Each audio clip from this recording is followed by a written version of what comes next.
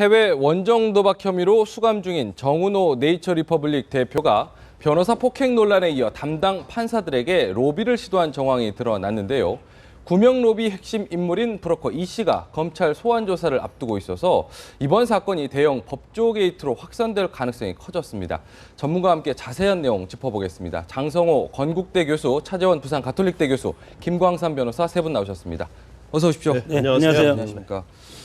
이분이 사실 보면은 굉장히 참 대단한 인물이 같아요. 네이처 리퍼블릭이라는 회사를 만들었는데 이분이 어떤 분인지 먼저 좀 설명을 좀 할 수 있을까요?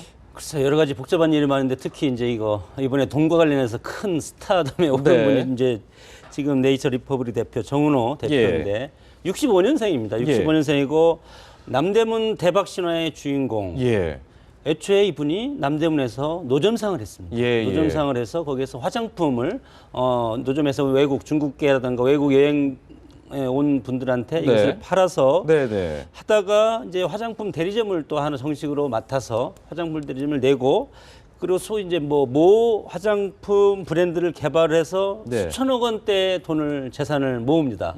재산을 모으고 2010년도에 여기에서 대표이사직을 물러나서 4년 동안 이제 쉬면서 그때 당시에 이제 소위 말해서 쉬면서 그동안 벌어놓은 돈을 가지고 원정 도박을 2번 정도 해서 그것이 지금 이제 현재 문제 되는 건데 시기가 맞물리는 그 시점이군요. 그리고 나서 원정 도박이라든가 해외 여행 뭐 여러 가지 했지 않겠습니까? 돈이 많으니까.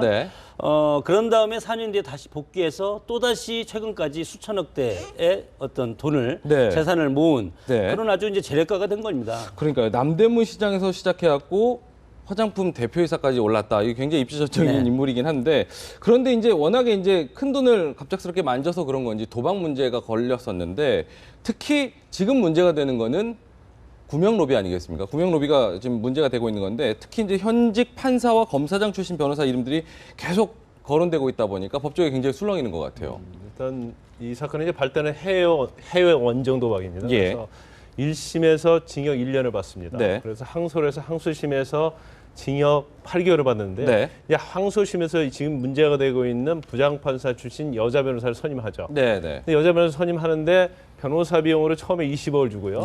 나중에 보석 허가가 되는 걸 조건으로 30억을 주는 거죠. 그런데 이 정은호 정 대표의 주장은 20억을 받아가고 나서 보석이 된다. 걱정하지 말라고 30억을 가져갔다는 거예요. 근데 일단 30억은 돌려줬어요.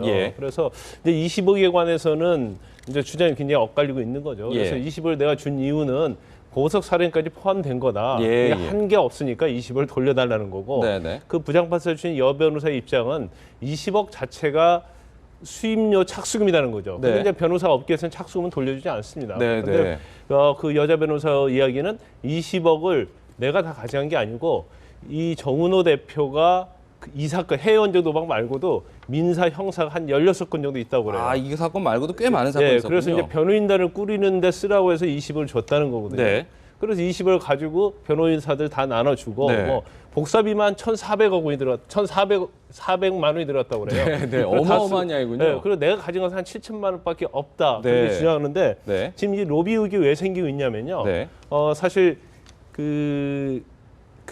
그날 구치소에서 그 전에 그 여자 변호사한테 이 정 대표가 메모지를 줍니다. 그리고 구치소에 가면 되게 교도소에 있는 수감자들한테는 이 공책이 하나씩 주는데 그 공책에다가 8명의 자기가 로비했던 명단을 갖다가 이걸 여자 변호사 주면서 P라는 사람에게 전달해줘라. 그리고 더 이상 이 8명에 대해서 로비를 하지 말아라. 이제 그런 취지를 보면 8명한테는 이제까지 로비를 해오면서 돈을 많이 썼는데 효과가 없었기 때문에 로비를 하지 말아라는 그런 취지인 것 같아요. 그렇다 본다면 그 8명에 써 있는 사람들이 아주 유명한 현직 검사장 출신 변호사도 있고 또 현직 부장판사도 있고 또 성형외과 의사도 있고 이거 아주 거물급들이 많이 있단 말이에요. 그러면 정 대표 얘기대로 한다면 그 8명한테는 로비를 했다는 증거가 될 수 있는 거죠. 그래서 자기가 이제 자발적으로 내놓게 된 꼴이 돼버린 거네요. 그런데 로비를 했지만 소용이 없었고 자기가 실형 선고를 받았단 말이에요. 그러니까 더 이상 로비하지 마라. 그렇기 때문에 이 로비의 명단 8명이 사실 앞으로 법조 게이트 또 검찰을 수사하는 데 있어서 중요한 단서가 될 수 있습니다. 지금 말씀하신 것 중에 저는 되게 궁금했던 게 변호사님도 이 정도 수입을 벌어들이시는지 모르겠는데 수임료가 20억 원이나 든다는 게 지금 어느 정도 좀 상식적인 수준인가요, 이게? 전혀 상식적이지 않죠. 네. 그래서 20억이면 뭘 서민들도 예. 정말 20억이라면 깜짝 놀랄 돈이지만 네. 일반인 변호사도 20억이라는 돈은 뭐 생각하지 못할 돈이에요. 그러니까요. 예를 들어서 대형 로펌에서 뭐 대기업이랄지 그런 관련해서는 물론 수임료 받을 수 있는 돈이지만 네네. 개인 변호사가 20억을 받는 경우는 뭐 거의 없다고 보면 됩니다. 네. 그래서 20억 자체가 그 변호사가 주장하는 거하고 정 대표가 주장하는 거에서 어떤 차이점이 있는데 예. 변호사 주장에 상당히 신빙성이 있지 않나 저는 그렇게 보고 있어요. 예, 예. 근데 보면은 변호인단도 한 24명 정도 이렇게 꾸렸다고 하는데 보통은 몇 명 정도 사건 같은 이런 정도 사건이면 보통 몇 명 정도? 근데 이 사건 자체도요, 사실은 한 명으로 갈 경우도 있고요. 예. 많으면 한 두세 명 정도 갈 수가 있죠. 예, 그런데 예. 이제 정 대표가 재판을 하면서 보니까 1심에서 일단 집행유예를 선고받고 싶었는데 실패했지 않습니까? 네네. 그러니까 항소심에서는 어떤 방법으로든지 예. 내가 반드시 석방이 돼야겠다. 예, 그래서 예. 이제 거기서 돈도 많이 쓰고 전력 투구 한 것 같아요. 근데 예, 결과적으로 석방이 되지 못했죠. 네네. 그래서 이제 여자 변호사에 대해서 책임을 묻고 네.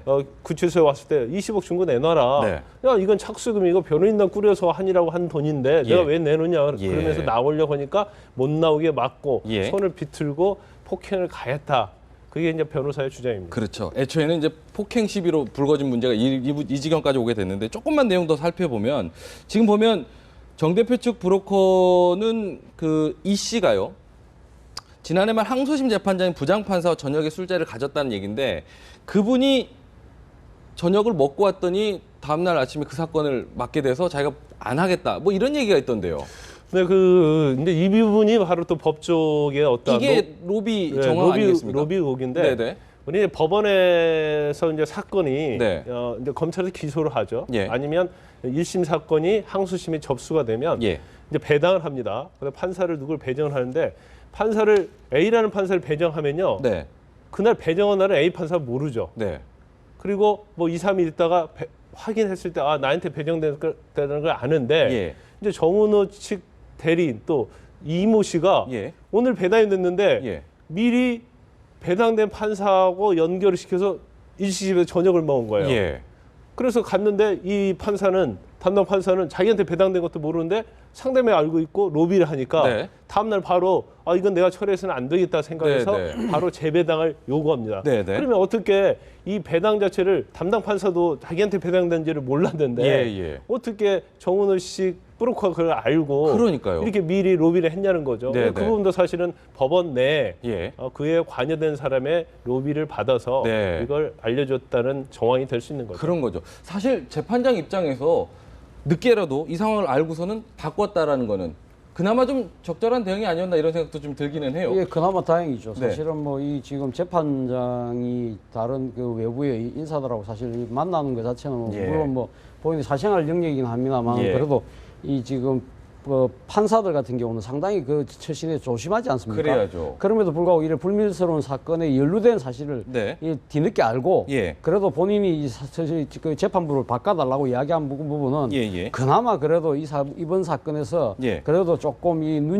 좀 다행스럽다고 할 수 있는 네. 그런 그 상황인 것 대목이라고 할수 같아요. 있겠죠. 대목이라고 할 수 있는 것 같아요. 근데 이제 보면은 이 브로커 이 씨가 이게 보통 사람이 아니라면서요. 얘기를 들어보니까 법조계 인맥이 부장판사 웬만한 부장판사 이상이라고 얘기를 하던데요. 어느 정도길래 이런 얘기가 나오는 건가요? 일단 이 브로커시 이제 건설업자로 알려져 있어요. 예. 그래서 이제 브로커의 어떤 두 종류가 있다고 봅니다. 네. 이제 브로커 중에서 제일 낮은 수준이 이제 법조계에서 돌면서 예. 사건을 알선해주고 거기서 어떤 커미션을 받는. 예. 그건 아주 뭐 금액도 많지 않죠. 네. 그런 브로커가 있고 또 이렇게 대형적으로 어떤 고위급 법조 브로커. 그러니까 직위가 있는 사람들 상대로 평소 때 네. 해서 술대접하고 인간관계를 맺는 거죠. 예. 근데 그 정도 법조 브로커 되려면 자기의 어떤 신분도 있어야 하고 유치가 있어야 하는 거죠. 예, 예. 그렇게 맺고 오다가 이게 정말 뭐 대기업이랄지 아니면 정말 돈이 많은 사람이 어떤 문제가 생겼을 때는 네. 중간에서 내가 누구 부장판사하고 아니면 누구 뭐 고위급 법원이나 검찰 인사하고 예. 평소에 골프 들고 친하다는 걸 과시를 하면서 예. 해결해 주겠다. 그리고 그 고위급 법원이나 검찰의 인사하고 친한 변호사가 누구다 네. 하면서 변호사 연결을 시켜주는 거예요. 네, 그러면서 네. 고액의 수임료를 받게 하고 네. 거기서 일종의 얼마의 커미션을 받는 것이 네. 상당히 관행화돼 있다고 봅니다. 예, 예. 이걸 보니까 그런 것 같아요. 이제 금전 만능 시대가 부른 실패한 로비. 예. 그 2017년도 의정부 법조비리 사건이 있지 네, 않습니까? 그때 당시에 판사 15명이 변호사에게 떡과 휴가비를 이제 받은 네. 큰 법조비리인데 이것은 법조비리까지는 가지 않을 것 같고요. 예. 아까 그 판사가 저녁을 먹은 다음에 배당을 다른 사람한테 넘겼으니까 네. 그 정도까지는 가지 않을 것 같은데 네. 지인 이모 씨죠. 네. 이모 씨가 법조 브로커로서 사기 행각을 벌였다. 예, 예. 이것으로 결론이 나지 않을까 싶습니다. 네, 지금 보면은 일단은 이 씨 신병을 확보해서 좀 수사를 해봐야 좀 더 구체적인 내용을 또 파악할 수 있겠죠. 이 사건의 가장 중요한 사람은 이 브로커 이 씨가 있고요. 예. 그다음에 항소심에서 부장판사진 여자 변호사가 예, 예. 이 사건 굉장히 중요합니다. 최모 이게, 씨요. 뭐 검찰 시각은 뭐 아직 뭐 하겠다 안 하겠다고 명확한 것 같지 않아요. 네. 근데 이건 분명히 수사를 하면 예. 적어도 상당히 많은 내용이 나올 수 있는 그런 저는 수사라고 생각하고요. 예. 이 전에도 보면 뭐 그 전에도 사실 도박으로 인해서 2번이나 네, 네, 조사를 받는 적이 있어요. 예, 예. 그런데 그게 경찰 조사 받고 검찰 가서 무혐의 처리가 2번이나 됐거든요. 예. 그러면 지금 해외 원정 도박한 거로 지금 기소가 돼서 예. 이미 항소심까지 확정 판결을 받았는데 네. 그 전에 도박한 것이 무혐의 됐다는 것은 사실 어떤 논리적으로 맞지 않거든요. 네, 그래서 네. 이제 그러한 부분들이 네. 여러 가지로 의혹적인 부분이 많이 있기 때문에 예. 이건 반드시 검찰에서 철저하게 수사를 해서 네. 명백하게 네. 그 실체 진실을 반드시 밝혀낸다고 봅니다. 네. 사실 오늘 지금 김종인 그 더불어민주당 대표가 이 사건에 대해서 언급을 하셨어요. 그랬죠. 이 사건이 제대로 처리되지 않으면 이번에 그 박근혜 대통령께서 이번에 그 김영란법이요. 보도국장 그 간담회에서 하셨던 네네. 김영란법 개정 네. 부분에 대한 이야기를 하셨는데 사실 이 김영란법이라는 게 부정청탁 방지법 아닙니까? 그렇죠. 그런 측면에서 보면 이 사실 이런 여러 가지 의혹들을 사실 원천 차단할 수 있는 그런 법이기 때문에 예. 사실 그 김영란법이 현실에 좀 부합되지 않은 측면이 있기 때문에 개정해야 된다는 그런 여론이 예. 사실 이것이 규명이 제대로 안 되면 그렇죠. 김영란법 자체도 개정이 안 되고 네. 그냥 갈 수밖에 없는 그런 상황이거든요. 예. 그렇기 때문에 사실은 뭐 검찰이 지금 이모 씨 지금 현재 브로커로 상당히 주목받고 있는 이모 씨가 9억 정도를 지금 정 대표한테 받았다는 거 아닙니까? 네. 근데 그 9억을 어떻게 썼는지는 지금 아직까지 지금 규명을 해야 될 부분인데 거기서 만약에 구체적인 로비 정황이 나오고 한다면 이거는 뭐 대형 법조 비리 사건으로 이어질 수밖에 없는 사건인데 예. 문제는 검찰이 사실 이모 씨가 그 앞에도 다른 사건 때문에 한번 검찰에 잡혀갔던 적이 있었던 모양이에요. 네. 근데 그때 잠시 도망을 갔는데 네, 네. 그래서 다시 잡아서 조사를 해보니까 통화한 사람들이 검사더라고 했다는 거 아닙니까? 예, 예. 그걸 갖다가 지금 검찰에서 그 비밀을 붙였다고 하는데 예. 뭐 다른 그 대단한 구체적인 정황이 혐의가 없기 때문에 덮었다고 하지만 이러한 부분들을 보면 이 브로커 이모 씨가 네. 상당히 그거 검찰이라든지 법원과의 그 유착 고리가 분명히 있는 건 사실이거든요. 예, 예. 그런 상황에서 가면 그 검찰이 지금은 수사할 그 상황은 아니라고 이야기하지만 예. 물론 앞으로 이제 또 진전되면 하겠습니다만 과연 검찰이 가면 이 팔은 안으로 굽는다고 예. 자기 식구들에 대한 이 끔찍한 수사를 할 수 있느냐 이렇게 되면 아마 그 정치권 내에서 또 뭐 특별 검사 이야기도 그렇죠. 나올 수밖에 없는 네. 그런 정치적인 쟁점으로 비화될 수 있기 때문에 네, 네. 이런 걸 잘 그 검찰 수뇌부가 잘 알고 예. 계시기 때문에 예, 예. 저는 이 부분에 대해서 진짜 엄정하게 예. 이 수사를 할 필요가 있다. 초기부터 아주 강력한 의지로 예, 예. 이 부분을 파헤쳐야 되는 그런 의지를 분명히 한번 천명할 필요가 있다고 생각합니다. 네, 지금 어쨌든 앞서서는 좀 그때는 얘기가 안 됐지만 안 돼서 덮었다고는 하지만 지금 이 상황이 벌어진 이상 덮을 수만은 없을 것 같긴 합니다.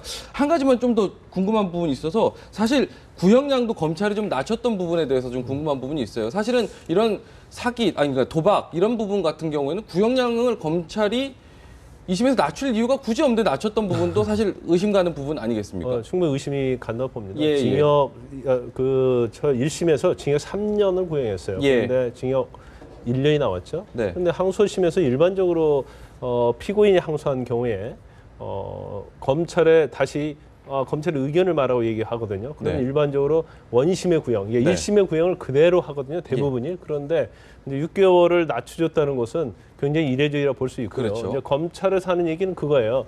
뭔가 본인이 굉장히 많이 수사하는데 협조가 있었고 네, 또 네. 뭐 재활 그 도박과 관련된 재활 프로그램에 2억 원 정도 뭐 제공을 했기 때문에 예. 뭐 그런 것이 여러 가지 참작됐다고 하는데 예, 예. 아마 정 대표가 항소심에서 약간 구형을 좀 낮추기 위해서 2억 원을 뭐 제공을 하고 예. 그런 모양새를 좀 만들었지 않았는지 이제 예. 그런 의심을 할 수 있는 거죠. 하지만 예. 일단 검찰에서 1심과 달리 항소심에서 이 구형량을 좀 깎아주는 것은 네. 이례적인 겁니다. 그렇죠. 예.